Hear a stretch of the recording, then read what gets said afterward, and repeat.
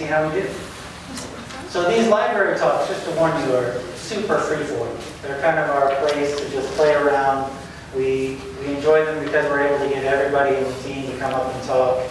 And we sort of just pick and choose topics that we thought we'd like to talk about just on that given day. And we have a lot to talk about, so we're going to jump right in. We are the Teton Cougar Project. We are your neighbors. We are based in Kelly, Wyoming, and we've been in the valley for 13 years studying mountain lions. And our team roster is going right here. My name is Mark. Welcome. Patrick Landrum is our biologist, and Shauna, did that little thing? From the little book that you have?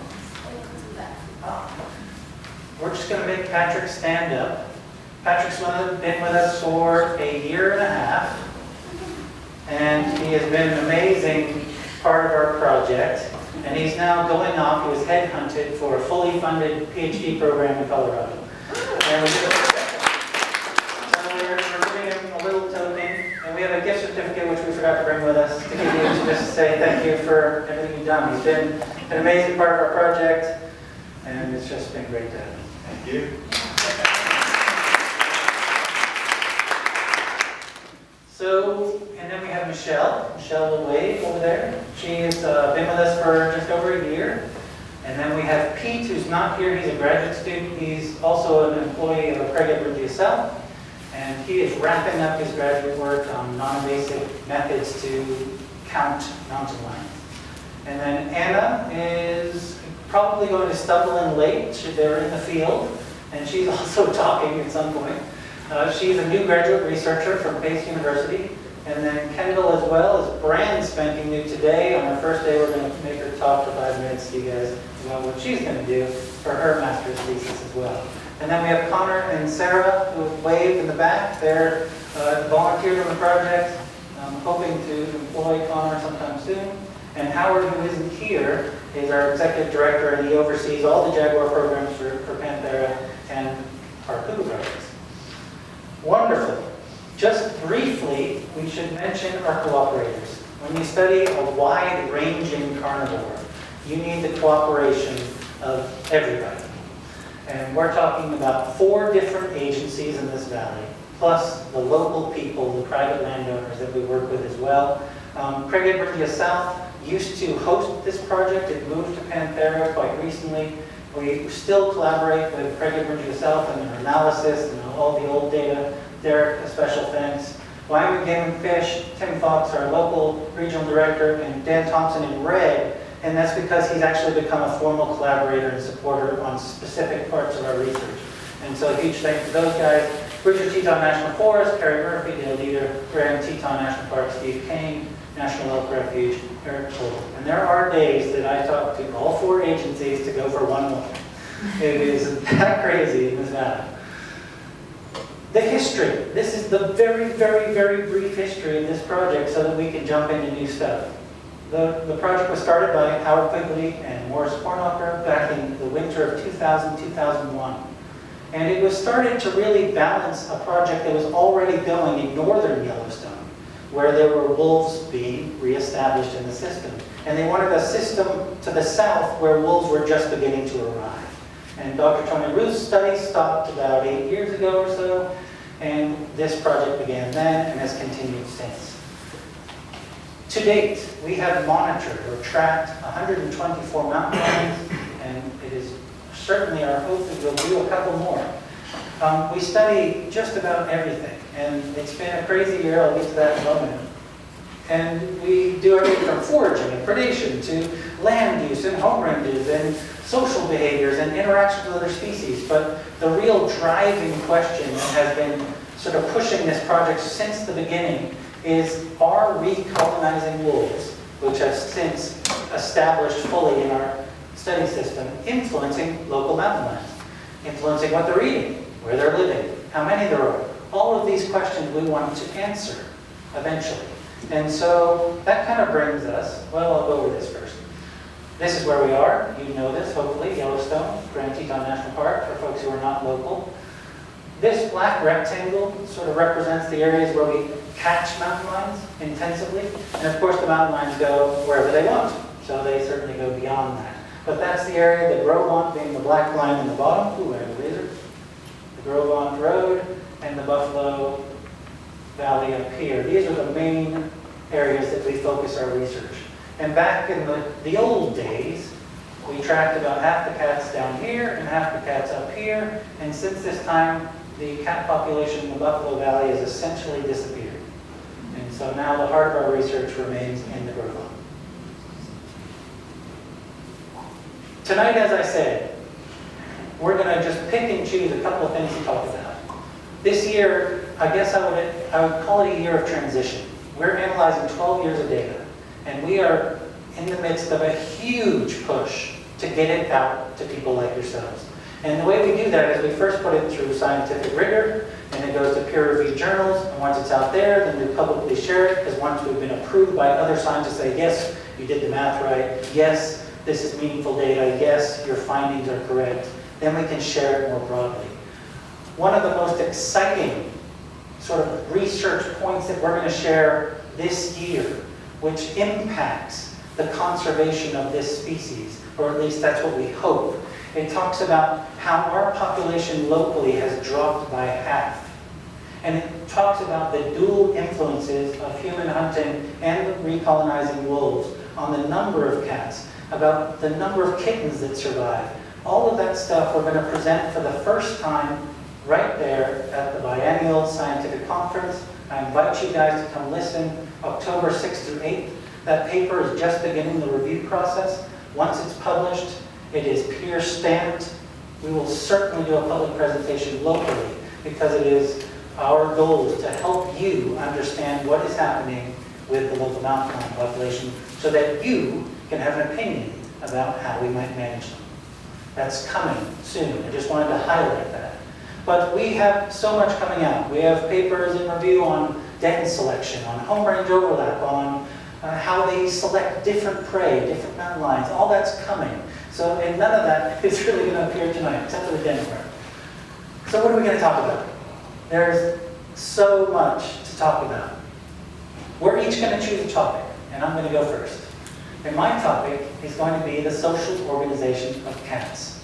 And I'm just going to begin very briefly with kind of what we know. And we could call it this really instead, what we think we know, because we're learning so many more things. And actually that sounds negative, so I thought maybe this would be a better title, is what we know so far. Because science is evolving, and as these new tools become available, we learn new things. And what we are learning here in Jackson, believe it or not, is so new it is going to turn everything on its head we think we know about the social behaviors of mountain lions.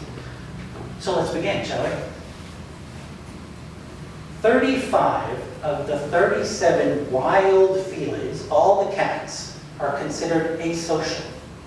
And that word asocial you often hear sort of interchanged with solitary. And solitary has very, very specific meaning biologically.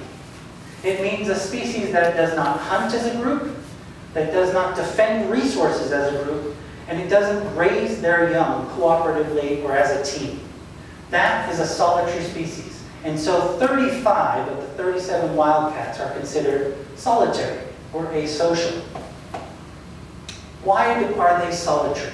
Well, when we look at sort of the behaviors of all the wild animals, and the carnivores in particular, it is believed that a solitary existence makes sense in habitat like this. We call this complex. There's lots of stuff, structure. There's trees, there's stuff on the ground, there's rocks, there's mountains. Anything that provides cover, and anything that might be noisy to stalk in, it makes more sense to hunt alone. Complex structure, especially when you're hunting prey that is dispersed in small groups, hidden and moving about on the landscape. And so it doesn't make sense for 4 mountain lions to stalk a single deer, because the more lions you have stalking, the more likely that deer is to detect them. Stealth, that's what it's all about. Solitary carnivores. And I'm just throwing a little science introduction here, just fun for you. But you also hear these words land tenure species. And basically, in your head, when you hear land tenure, think territorial. And you can see the red outlines are female territories, and the black outlines are male. And typically, females will defend a territory that has enough resources, so prey for a mountain lion, that they can sustain themselves and their youngsters. Males, on the other hand, want a territory that's big enough to defend a bunch of females from another male. So their resources are females, and female resources are food. Of course, males have kids. But that's sort of the basics.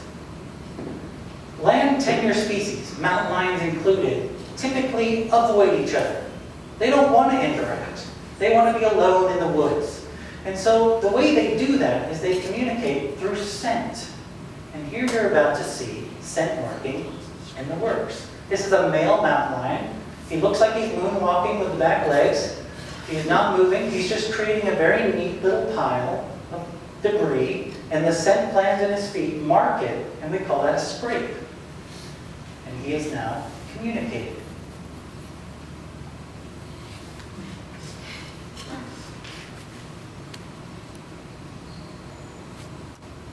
Here's a female mountain lion. You recognize the same spot, same tree. Sniff, sniff, sniff. That male had marked several times in that area. And she's going to exhibit what we call a Fleming response. And she sticks her ears out and goes, and she closes the holes that lead to the nostrils. And it sort of locks that scent in her mouth. And they believe it helps them absorb it and to suck out as much information as possible. When species that are territorial or land tenure species come together, they think that it is only to do this. They're looking for a mate or courtship. This is one of the most amazing videos we caught this year. I'm so excited to catch a yowling female mountain lion on video. Not something you get to hear every day. This sound travels, though, a full kilometer. And once you've heard it, you'll recognize it in the woods. So generally a male hears her and comes looking. And there he is, our resident male.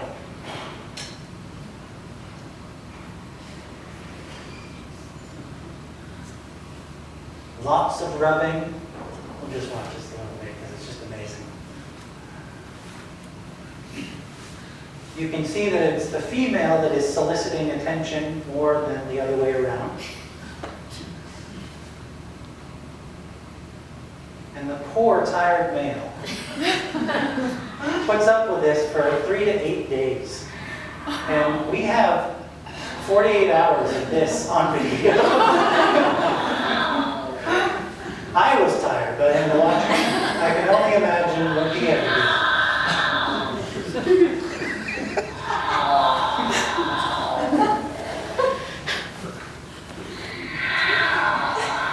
She's quite persistent. So just to bring it back to what we were talking about, these land tenure species, like mountain lions, they rarely interact. And it is assumed that they only interact either to mate or to fight, if it's a territorial dispute. They never interact for any other reason. Oh, there we go. We'll just let that go. And now we bring in mountain lions. The cat of one color, cougar, panther, the cat with 23 common names. They are the perfect example of a land tenure species, or at least that's what we assume. They have territories. Let's get to the next thing. How do you describe a mountain lion? Well, they're cryptic. Really hard to see. In fact, most folks have never seen one before. And those who have seen one, it's so fast, they think they're supposed to be scared, but it's gone before they need to be scared. And then they just have a story. But what that means from a science point of view is that almost everything we know about mountain lions, we didn't get it from watching them. We didn't get it through direct observation.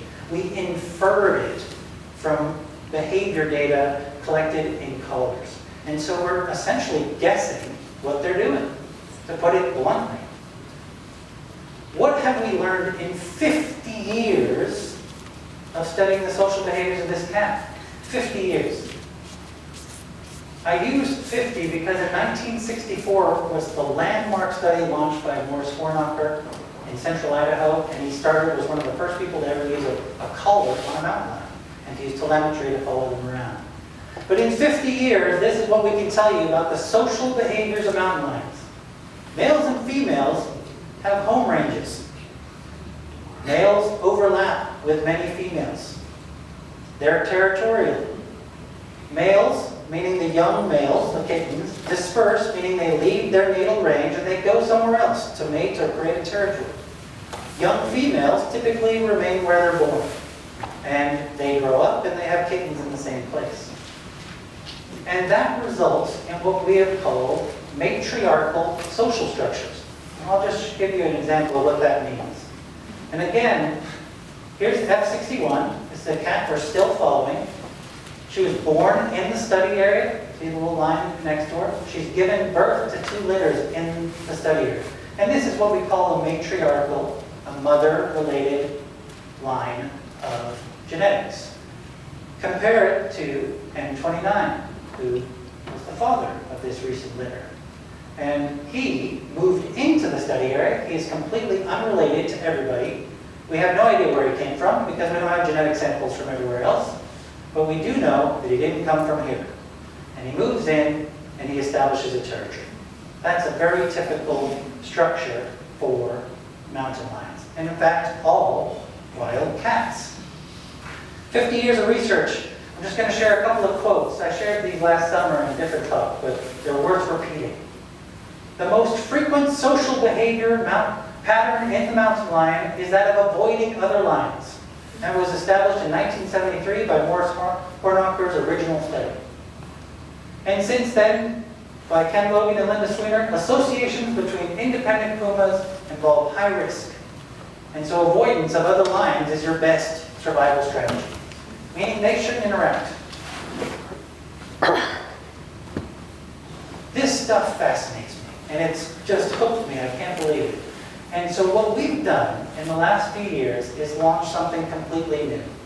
And it's based on this new technology. And that's what I wanted to share tonight, is just a very raw look at what we're looking at right now. It's totally exciting. I think it will surprise you. And I think it will surprise everyone who studies wildcats around the globe. And right here in Jackson. New research on using direct methods to look at interactions. So everything we've done so far is indirect. We haven't watched mountain lions. We've used indirect technology. Now we're about to use direct methods to watch mountain lions. What are they doing when they get close together? No one knows. They're not supposed to come together. How often do they meet? Where do they meet? And we had this idea that maybe they were meeting to share a meal rather than to mate.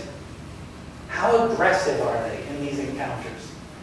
And are encounters always about courtship, which is the assumption? In fact, these are the assumptions from the published literature. 75% of male-female associations are mating. 29% of male-male interactions result in death, the death of one of those cats. Males, when they meet a female with young kittens, they kill the kittens. This is what we read in every book about mountain lions, over and over again. And of course, I would re-emphasize the first line, which says, cougars just don't interact. It's not supposed to happen. What are these new tools I'm talking about? Well, cool GPS technology. That's one of them.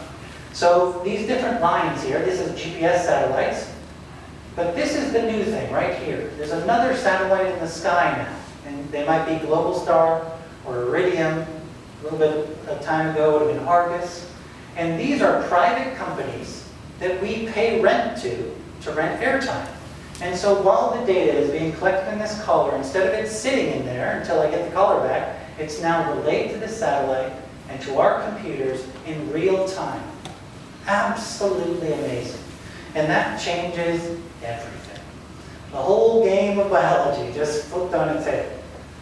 And then, in combination, the cheap trail camera, which in the last 10 years has blown up. We now have, I can remember my original Trailmaster that I was using in sort of 1988, setting up with my roll of 24 and my little white flash, and it would work half the time it wouldn't.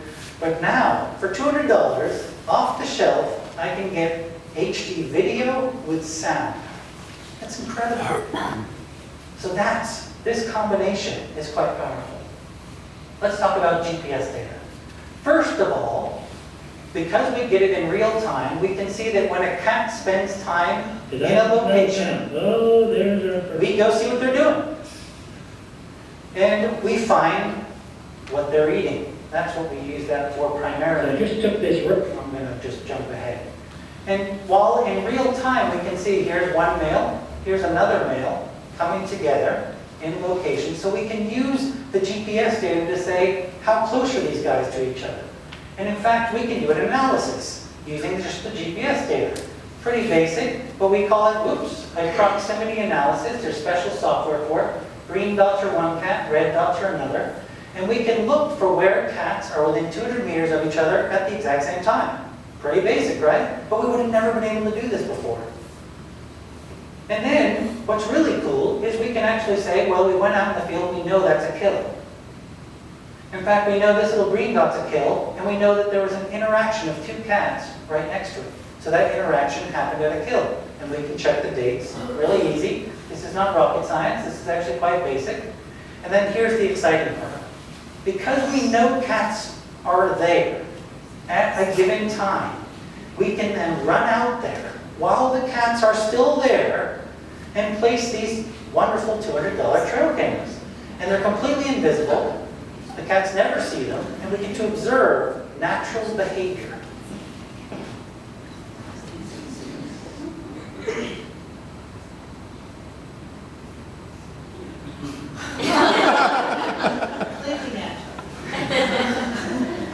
What's great about mountain lions, and I think probably most cats in general, is that they just don't care. They look at your camera sometimes, and then they just go back to being cats. We filmed this cat in that location for 9 days. She never left. With her 2 kittens. You mean in that actual bed? In that bed. For 9 days? Because she was on an elk. Oh. In the winter. Just feeding very nearby. Scoring and interaction. So what this provides us, when we're lucky enough to see 2 cats come together, this is what we're trying to figure out now, is we've come up with a very simple system of scoring the aggression. So for instance, 1 is just ears back, maybe a little light rumbling. Number 2, a light hiss, something, with maybe a little low rumbling. 3 is a big hiss. You're going to hear that. Well, maybe some growling, maybe you'll hear. Number 4, a swat, but no contact. And number 5 would be physical contact. And what we can do is we can go in, and this is going to be in slow motion to begin, is we can go and we score each cat. So here's a 9-year-old female,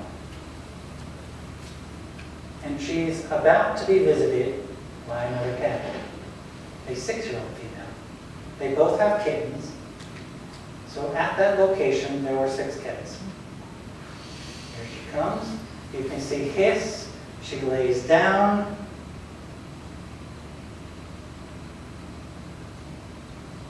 You'll hear the sound in a second when I play it. Swat, no contact.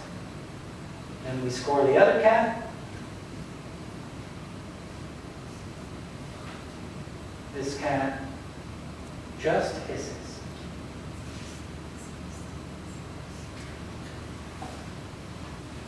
I'm just going to jump this ahead because this is so slow that we might want to actually go a little faster. And now we'll watch it in real time.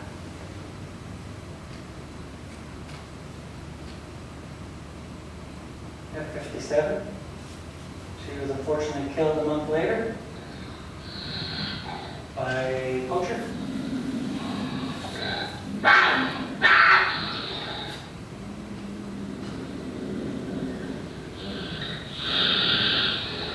Just hissing. So we have a 4 on one side and a 3 on the other. And that's how we score these things. I'm going to jump right into the results because we got a lot to cover still.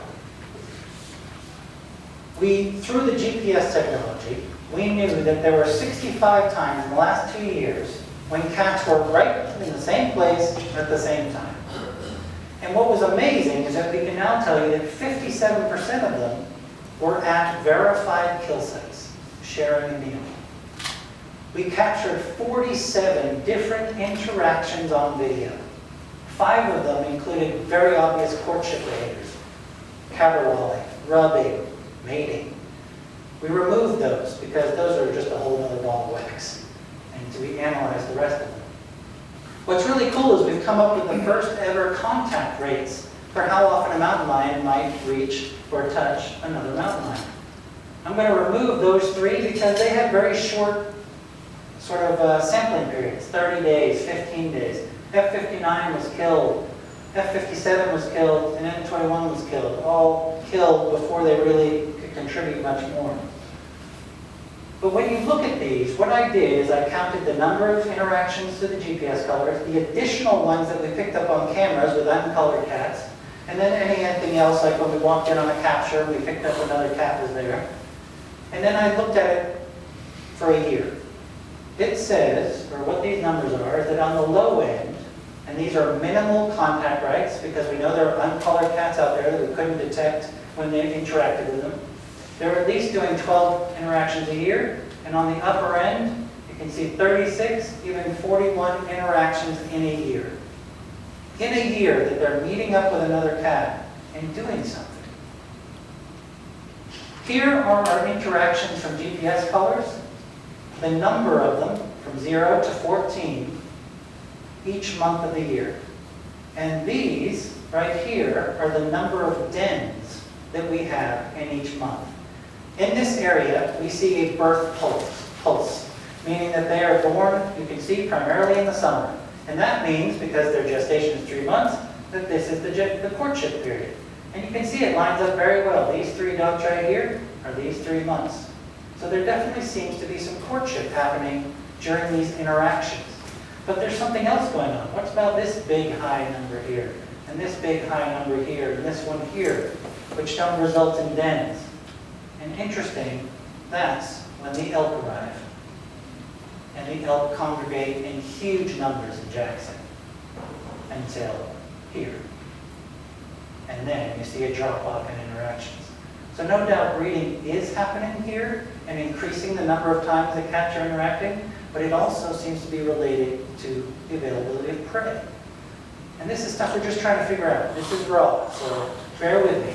I'm still trying to figure it out. We documented 2 funerals and an adoption during this last 2 years. 2 times that cats were killed by other cats. And they're just worth mentioning because I think they were both unusual. First, we had a subadult male, M68. He was literally starving. He had not eaten anything in something like 3 to 4 weeks. He hooked up right here with a subadult female. She had just been on her own. She was about 16 months for a couple of months. He killed her and he ate her completely. I walked in and saw him. He couldn't even run. He was so skinny. He looked like his feet were too large. It was a very unusual interaction. The other one, more recent, and one that we've been writing about on Facebook and in the Nat Geo blog, is F51. She was killed by a male, and interestingly, this male moved into her territory for the first time. And we believe it's because the local resident male was harvested in the fall. And this male has been kind of testing his limits because there's no other male to bounce him back now. And so 2 cats who didn't know each other met for the first time. She had young kittens. She was surprised. She instigated the aggression, and he weighed twice as much. The end was pretty inevitable. Unusual. We also documented for the second time an adoption in the wild. This young cat was adopted by F-sisters. We've hiked out into the mountains and seen what mountain lions are doing. We've verified about 600 times that animals were killed by mountain lions. And we deployed at 125 of these sites remote video cameras. And we've documented all sorts of crazy cool stuff. Here, I don't know if you can see this cat. is completely upside down. That's a hind foot, that's a hind foot, and there's the front feet, there's the face. This is a female like this, confronting an adult female and an adult male who came in on her kill. And this is what they do when they're completely surprised. I never knew that. But we see it over and over again. And these guys, they spent 2 days together, sharing the same milk. And here we go. This is what a classic interaction between females looks like.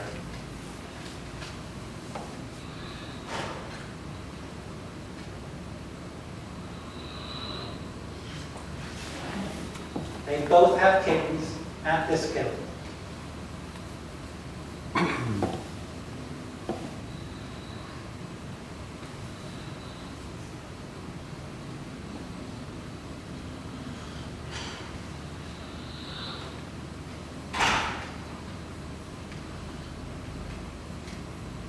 Slips around and begins to feed. I scored that a 3 plus 3 equals 6. Just going to launch ahead here. And now I'm going to show you a more aggressive version. 2 females, F49 and F47.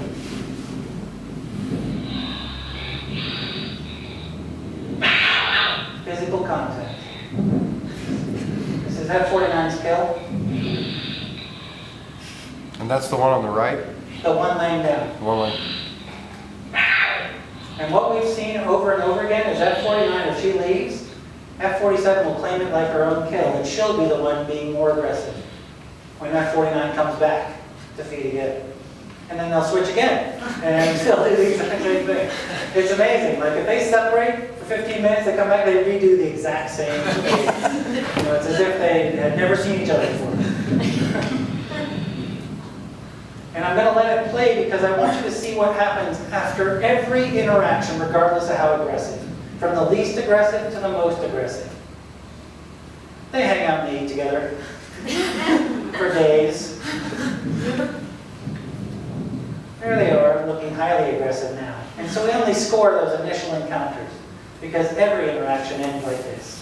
It's pretty amazing. I could call that a 3 plus 5. That's an 8. And I'm going to launch ahead here. And now we're going to show you a classic male-female interaction that is not courtship. I'm going to look here, it'll be easier for you to see.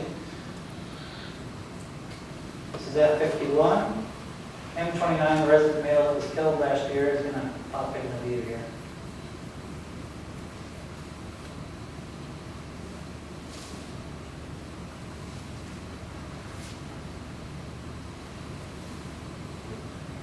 She looked at him. She looked again. And came right up.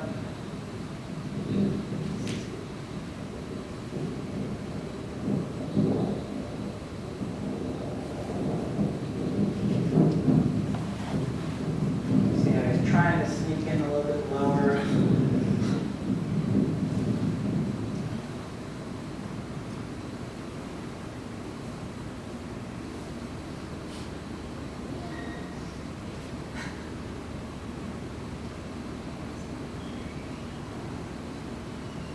Too close.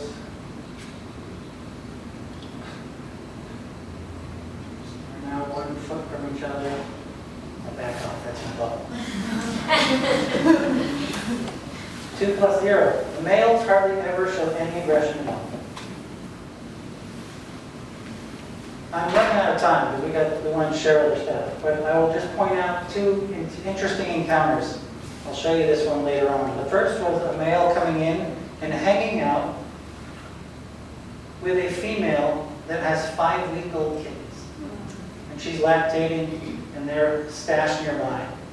We assumed, because we read the non-lab books, that he must have killed them. So we ran in there. Of course, they were totally fine. You And think then he was the father? he was, we believe, the father. We're waiting for genetics, but we're sure he is the father. And then, oops, we missed one. Sorry, I wanted to show you one more. It's attached to this one. I'm just going to blow your mind a little bit. So here is a male coming in on a female with 3-month-old kittens. Again, not supposed to happen.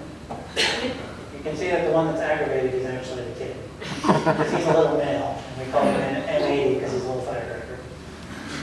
He grew up, he just dispersed, it's pretty exciting.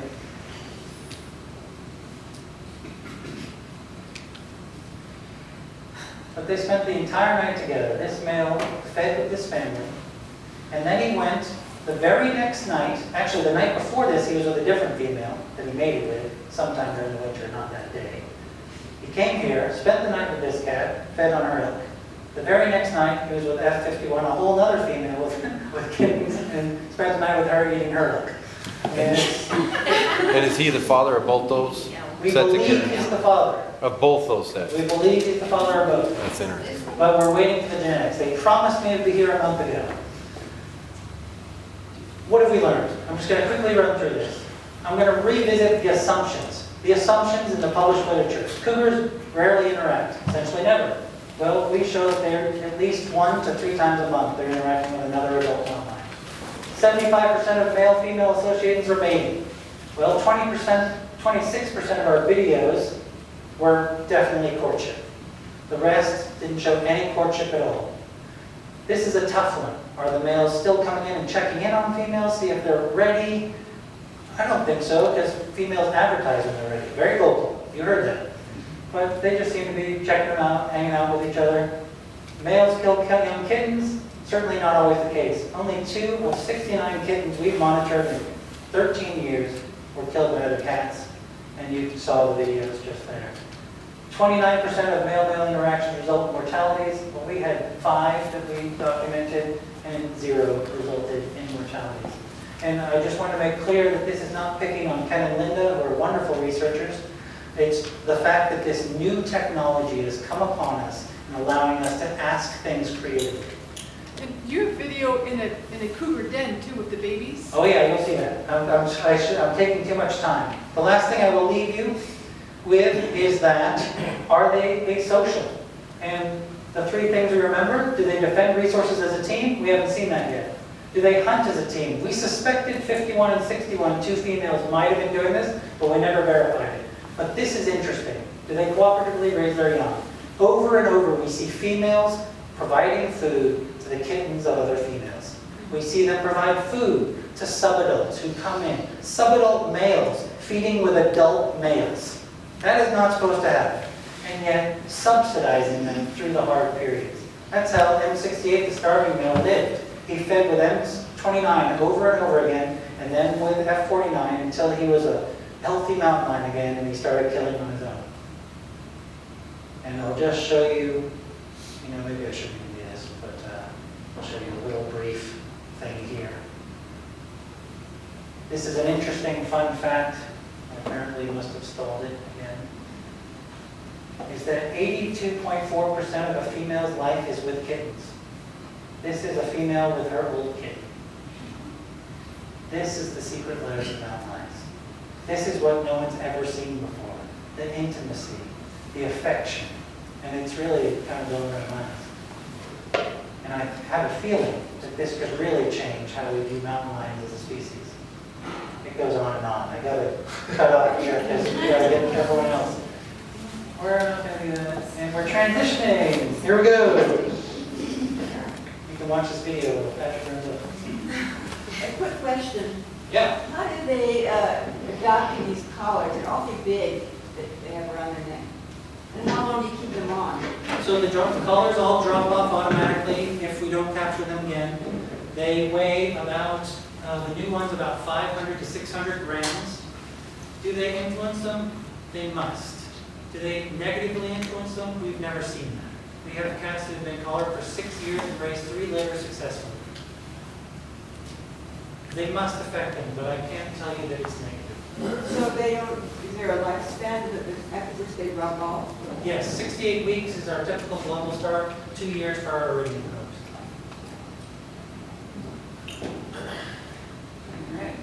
So, hard stuff to follow, obviously all new, all exciting. Sounds pretty loud up here. But what we're showing you here is also new, exciting, at least we think. This is some of the first footage of kittens and cougars in a den in the wild. There's a little kitten chirping. And again, in line with this new technology that Mark was talking about, this is all infrared, completely invisible. There's no light to the cats. It's only picked up by our video cameras. So very minimal disturbance to them, obviously. Yeah, it's pretty cute. Kitten just stuck on her foot there, she's looking at.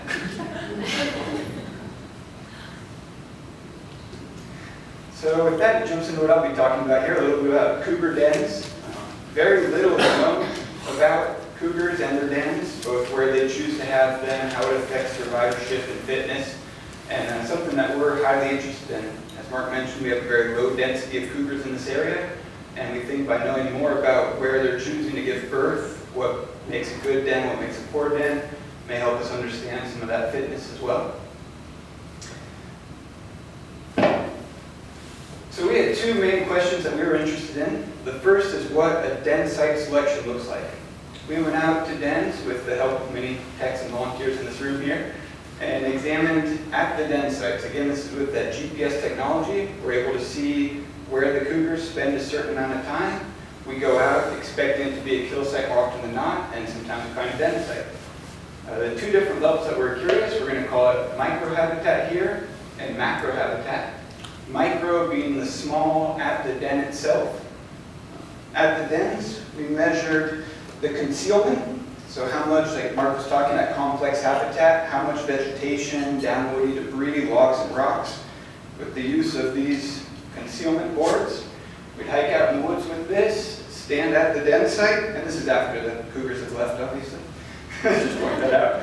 And walk out 30 feet away from the den, look back and see how much of this was obstructed.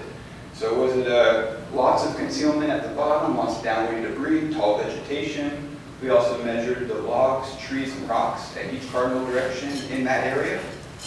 And then we paired that with 5 random sites within each cougar's home range from that den. So again, that's the microhabitat. I'll mention those words a few times. At the den site itself. And then we also looked at the macro habitat, the bigger picture. So within 200 meters outside of the den, what does that habitat entail? And then how does that area compare to the rest of the home range? So within that home range, are the female cougars selecting certain areas? Or do they just say, well, it's time, I'm going to go have babies? For these, we looked at habitat type, whether it's forested, shrubs, what sort of trees, grasses, or forbs. How steep and rugged the terrain was, what aspect, was it a north-facing slope, presumably north-facing out here tend to be more forested, perhaps more downwoody debris, or south-facing where it's drier, easier climate for them, how close they were to water sources, to the nearest road, and then something we've been calling hunt opportunity.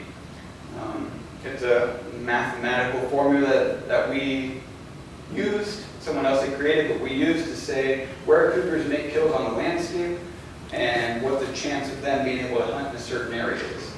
It's basically a prey availability measure without having prey numbers. So visually what that looks like, this black triangle here is an actual den site, and then these are random sites that we paired with it to compare, see how that location is compared to this location. The red circle here is that 200-meter buffer I mentioned, with the random points in it that we all sampled for the macro habitat.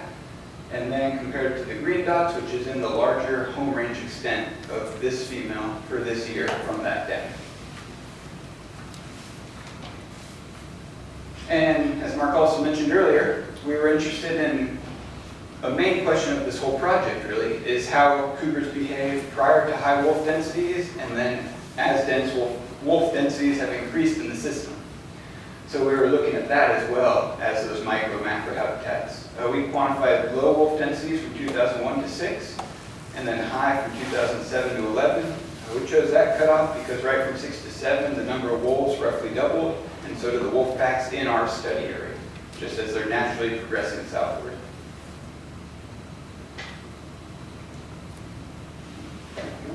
F-109. So this is Mark going into an actual den site. Here I am, I'm creeping through all this downfall, and you can see how thick it is. And this thick, dead wood, as complicated as it is is the perfect protection for her and her newborn kittens. And this is a wonderful comparison how thick and dense and protected this den site is to F47 we saw a month ago. Her kittens are born without any physical structure, without any protection, and they were killed. Here is the location where F109 gave birth to kittens. But now let's look beyond this. Look up here. This is a labyrinth of tiny, small passages, all through, up and under, and these are perfect for kittens that are just a few weeks old, and they need that additional physical protection that not just this area can provide to the whole family while F109 is visiting the nursery, but here, you can weave their way through there. There isn't a bear or a wolf who could successfully capture a cougar kitten in that type. So we went to we documented in the last 13 years 25 den sites. Of those, we went to 20 of them, which we did these sorts of investigations, crawled in there, looked to see where it was, what the habitat structure was, and everything. The last 5 we didn't do because they've been within the last few years, and we were collecting this data about a year and a half ago, and it's taken us that long to analyze it, write it, in conjunction with everything else we've been doing. But as you can see, very complex habitat, like Mark was mentioning there. That is a great classic cougar den. Of the 25, we've had 1 maybe that was in a rock, cliffy outcropping, and that may not have been the natal den either. That was where she moved from right after birth. So contrary to the classic thing we all think of mountain lions as denning in these rock cliffs, it's more often this real thick downfall. Do they return to this den, same den area? They do not. We haven't had, correct me if I'm wrong, but in the history of this project, not a single one has reused the same den site. So always on the move. And unlike some canid species, cougars also don't kill and bring food back to their den either. So jumping into our results here, see a little cougar tucked into the rocks, and this was that one rock cave example that I mentioned. For the microsite habitat characteristics at the den itself, we saw that cougars were selecting areas with lots of concealment cover. Again, that board, that whole bottom half would just be covered by vegetation, downwoody debris, and that greatly outweighed the rocks, the trees in the area. It all seemed to have to do with that big concealment cover. When you compare this to pre and post the wolf density change, we didn't see a change. Cougars want to be hidden, and that's always. Then if we look at it at the macrosite, we did see a change. So during the times of high wolf density, being the later half of this study here, we saw that cougars started selecting for dens with lower hunt opportunity, again that prey availability that I mentioned, and further from roads. This picture here, the centroid, is a den site, and then all of these spots out here are little GPS clusters where she spent 4 or more hours, and we went to each one of these locations to see what she was doing, which makes this sort of star pattern. And what we found is that almost all of these, there was a dead animal. So she'd go out, kill a deer, eat for a day, and then go back to her den. In this whole area, we never found anything that was a food source. Again, this speaks to that low prey availability. Maybe all the prey was out here rather than up in this ridgetop, or perhaps she just wasn't killing in the area. But we know cougars need to eat. That's what they do. They eat meat. So why wouldn't they be killing close to the den? And what we think this is they're using these areas as an escape from the predators. Cougars are a subordinate carnivore competitor to the wolves. And so if it's an area that's good for them to make kills and find prey, it's also likely a good area for the wolves. So they try to spatially displace themselves from those differences. As far as the distance to roads, a recent paper came out in our valley here saying that ungulates often use areas closer to roads because it keeps the wolves, the predators, away. And so you get a lot of elk, a lot of pronghorns you've all seen right by the roads. But clearly this isn't the case. Wolves will use these areas because it's where the prey is. So again, we think that may be why the cougars are spacing themselves away from the roads as well. That I'd like to give you another little viewing. This is F51 calling her kittens. Again, you see that same structure, thick downfall, nice little spot in here, plenty of cubby holes on the side. And again, in addition with those rare interactions, this has just changed everything we know. Nobody had ever seen how cougars act in den before. This is a rare glimpse.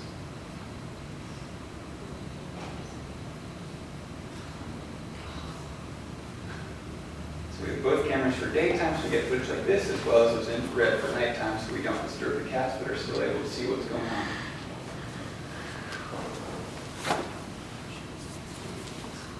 These kittens were probably about 5 weeks old here, 3 weeks. Huh? Yeah, it's one cougar ever used and then another cougar has used.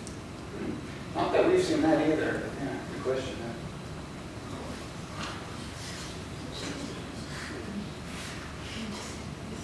Yeah, so she had a pretty good litter there.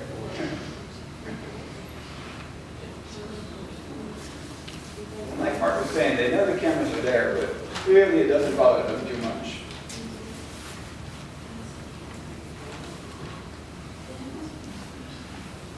So did you see a big change in the, like when the kittens are a lot younger? Was she coming back to the den more often, as in like every 10 hours or less? It Than when seems they're to be over a month or so? Rather cougar specific. Okay. Some will stay very close to the den, go out for a couple hours and come right back. We had one female that would go out for up to 4 days at a time when the kittens were this size and then come back. And those kittens, we saw them till they were about 6 months old, and then we lost track of them. Her collar fell off.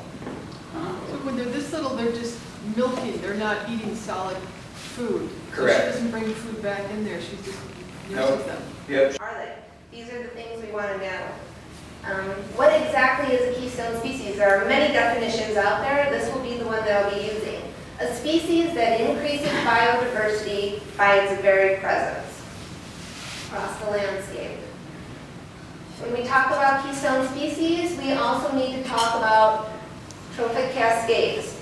Effects on one trophic level influence trophic levels below it. For example, we have 3 levels here. We have the coyote on the top, we have the house cat in the middle, and we have the songbirds below. 3 trophic levels. They each influence one another. For example, if we remove the coyotes on the top, it increases the cats, which then decreases the songbirds below. We got it? We're good? So there's a cascading effect. If we remove one or alter one, it affects the ones below it. Okay? So what is an example of a keystone species? I like to use the beaver.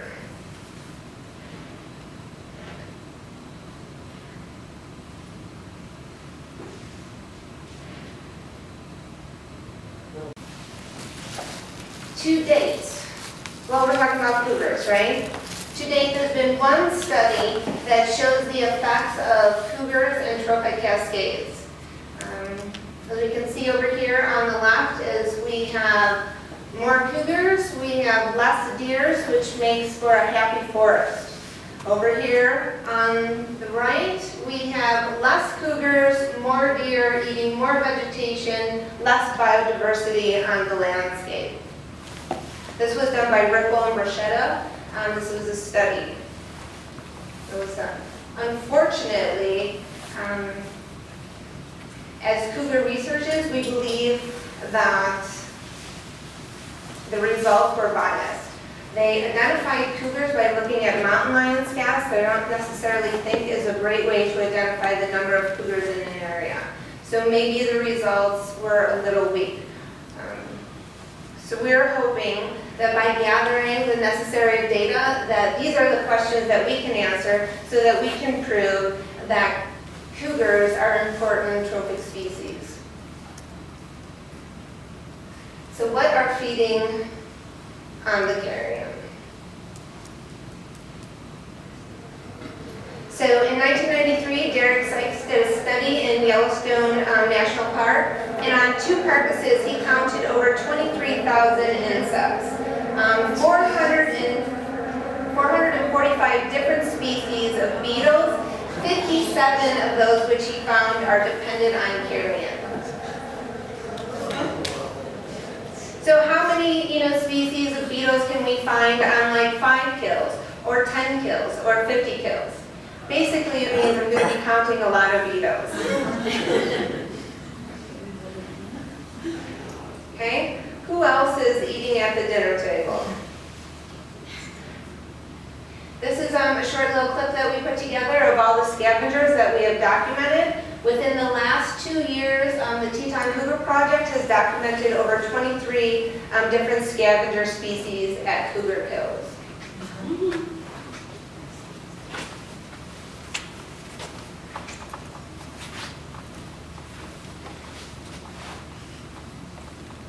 What's interesting, in 2012, Mark and Whittemer produced a paper, and it showed that cougars provide, look at this one again, 3 times the meat to their communities than wolves do, yet wolves are considered a keystone species and cougars are not.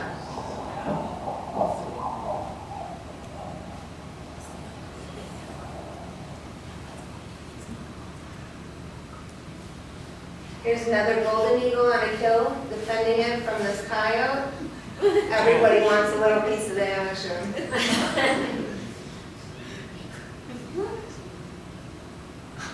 Michelle, why are the cougar kills more beneficial for other animals?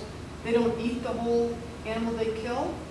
Well, we know that we were talking about that cougars are solitary, so it's one cougar unless it's a female with young. And they go in and they eat, and so there's a lot of meat left there that is provided to everybody else in the forest. Here we see a little pine marten. A lot of times, depending on the time of the year too, cougars are pushed off their kills, whether that be by bears or wolves or humans.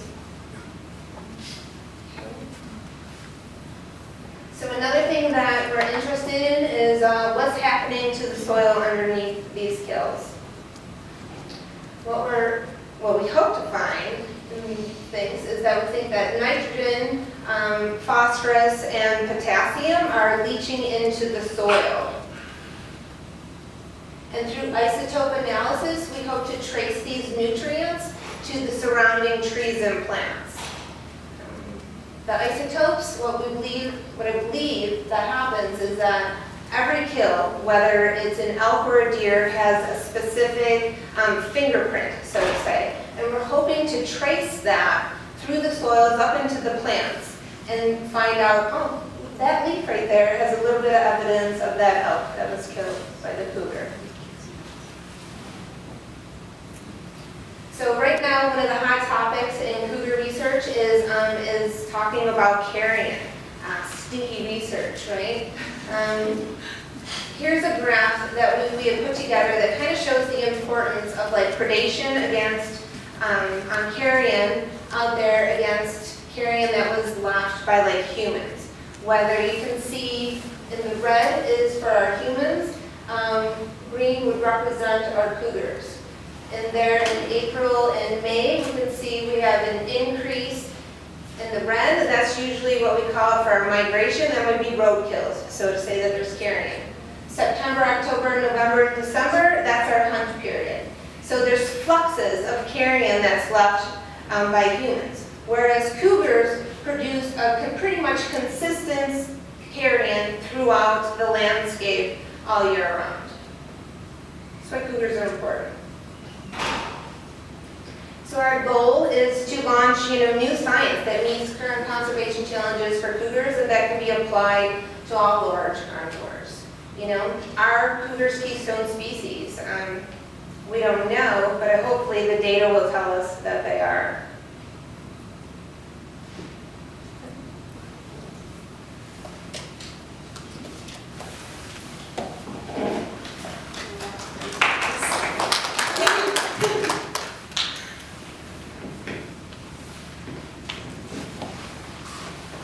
at the landscape level. So are they looking for refugia or the hunt opportunity, term that Patrick brought up? So as we talked about before, cougars are subordinate predators. And unfortunately, my pictures didn't show up, but they have a lot to deal with from the other predators on the landscape. So you've got your wolves and your bears here. So they deal with kleptoparasitism, which is the term we use for when wolves and bears come in and steal the kills. We've got direct competition when wolves will actually come in, or bears, and kill them, usually when they're kittens. And then indirect competition for resources such as food. So as subordinate predators, there's this need for refugia. So the paper addressed this. Oh, never mind. Oh, there's the picture. And sadly, those are the remains of some of our kittens that were unfortunately killed by wolves 2 winters ago. So the previous work was analyzing things at the landscape level. They were looking at access to refugia, like I said, and other factors such as proximity to wolves. Refugia, though, is a very difficult concept to define when it comes to large carnivores. We don't really know what it is that cats are looking for to get away from other predators. So we were thinking about it, like, okay, what's refugia? Well, what are some of the characteristics that the mountain lions would do to get away from things like bears and wolves? Well, one of those things would involve forests. It's probably easier for them to get away. Grizzly bears are less likely to spend time out in the forest, so it seemed like a pretty appropriate metric.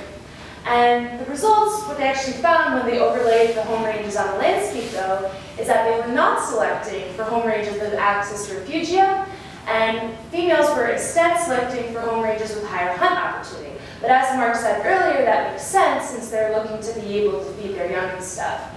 Female home ranges were actually closer to areas of high wolf activity than was expected. You can see here this is actually a female home range, and these are epicenter of wolf pack areas, and you can see that her home range actually includes it. Now that probably links back to the fact that cats and wolves eat the same thing, so you're probably going to have the same thing if females are selecting for a higher hunt opportunity. It makes sense. But the new work, so we're sitting around, we're thinking about our results, so what's the next step? So we already sat back and we defined what refugia is, but we sat there for another second like, well, why are we defining refugia? That doesn't make any sense. We should let the cats define exactly what the refugia is. So once we determined that, we were then going to model that on a finer scale within their own home ranges, using resource selection functions, which I won't bore you with, it's a statistical technique. We're going to look within the home ranges and see if we can't just look a little bit closer and see what's going on, and see if the cats are doing something different within their home range than across the landscape. So, assessment of refugia. So what is it? So we thought about it, okay, well, where's an area that a cat feels safe? So probably when it's going to bed and sleep, and when it's going to put itself in its most vulnerable state. So it's not going to be a cluster that's associated with a kill, it's going to be where they feel safe and they're going to spend some time along their paths. So how do we find these beds? Same idea, we're going in with our very intensive GPS cluster, we spend a lot of time hiking, going into these areas, but you know what? Not every time we go in, it's a kill. Sometimes we go in and it's a bed, because they don't kill everything 24/7. So, like I said, we go into the potential cluster, and oftentimes it is a bed, as you can see there with my lovely background. We measure the characteristics of the site in the field. So if you think back to what Patrick was talking about with the characteristics of the den, we're measuring things like canopy cover, elevation, slope, things that you can measure across the landscape.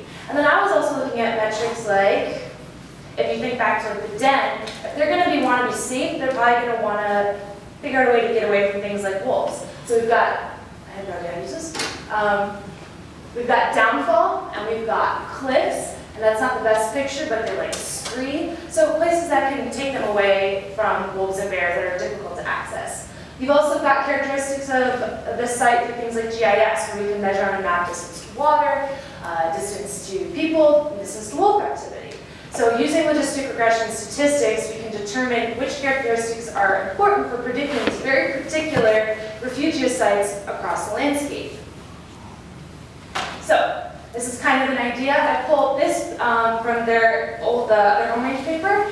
This particular map is actually hunting habitat, where there's a hunt opportunity, areas of low to high. So I would create the same map, but but instead of hunt opportunity, it's going to be basically those areas that are really good for refugia. So downfall or whatever comes out of the model, that's what I'm going to, as good, cliffs, whatever it ends up being, that's what I'm going to end up mapping. So then once you have that, you can throw your home ranges, which we've collected many years worth of, onto the landscape. We've got, these are 3 wonderful ones that I drew up in paint as an example.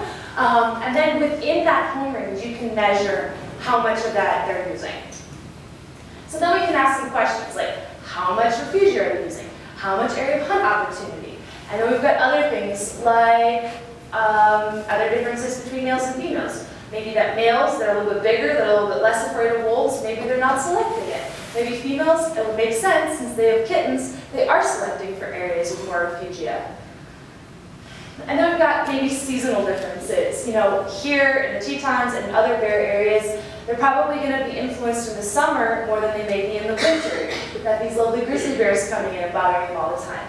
And then we're also going to be, hopefully, with participation and collaboration with Game and Fish, we're going to be able to look at some really cool and exciting things on the fine-scale impact of wolves. So Game and Fish is currently putting out GPS collars on wolves, and this will be a really awesome opportunity to really look at some of the fine-scale overlap between them. So that's just a peek into what I'm going to be doing for the next several months to 2 years, and I hope to answer those and many other questions.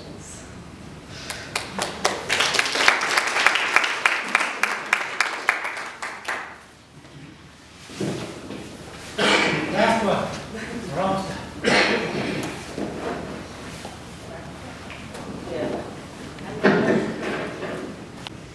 So, predator-prey dynamics.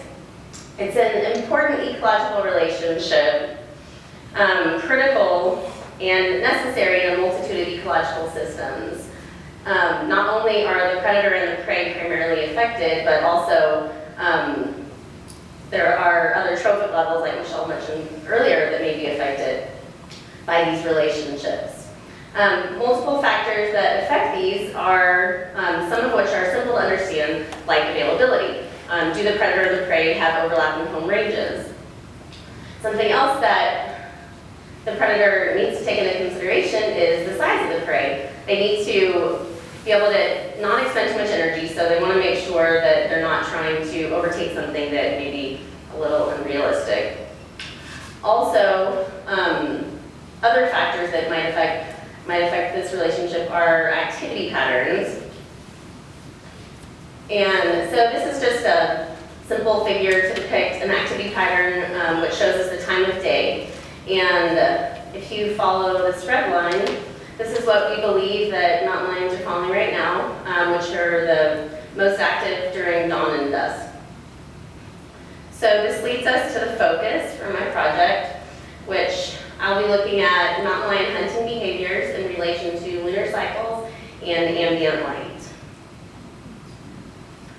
So for this, we've got 3 sites. Over here on the left is the northwest of Wyoming. We've also got western Colorado here in the middle, and then we're also going to be looking at data collected from Chile and Patagonia. Using GPS collars and investigation of predation events, hunting behaviors will be classified into lunar phase. We will also take other factors into consideration like percent canopy cover, habitat type, and cloud cover, just to name a few. So to answer these questions, the questions that we're specifically looking to answer are, do mountain lions hunt under certain moon cycles? Also, do they hunt certain prey under certain moon cycles? Is there a difference between habitat type? And what about the consistency, especially looking at the different sites and looking between North America and South America? Are those consistent or is there a difference? And in answering these questions, we hope to further our understanding in the ecology of this iconic species. This will also allow us to better understand some of the complexities of the predator-prey relationship. And in understanding these concepts, it will allow us the knowledge and practice to mitigate conflicts and to best manage wildlife populations. Furthermore, we can apply these practices to aid in livestock ranching and to supply recreationists in best activity times for hiking, cycling, jogging, so that we may successfully cohabitate with these beautiful creatures. And I'd just like to thank, so my major advisor is Dr. Simpson at Texas State University, and then my co-advisors, Dr. Wykerly, and of course Dr. Mark Albrod, and everyone on the team that I will be working with in Panther and Texas State. So thank you very much.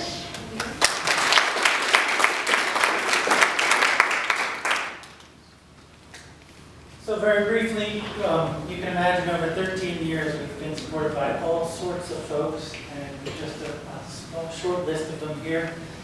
Thank you to all those people for ongoing support, historic support. Thanks for listening. We can be found on Facebook, and I forgot to put that up there, just Teton Cougar Project. We put pictures and videos and try to keep people informed about what we're doing. You can find us on the Panthera webpage, which is just panthera.org. All our email addresses are just first letter, first name, last name, @panthera.org, in case you have any questions. If you're local and are looking to support someone during Old Bills, feel free to support Mountain. We will be listed under Panthera this year. And so that is all we have to say. We went really long. Thank you so much for coming.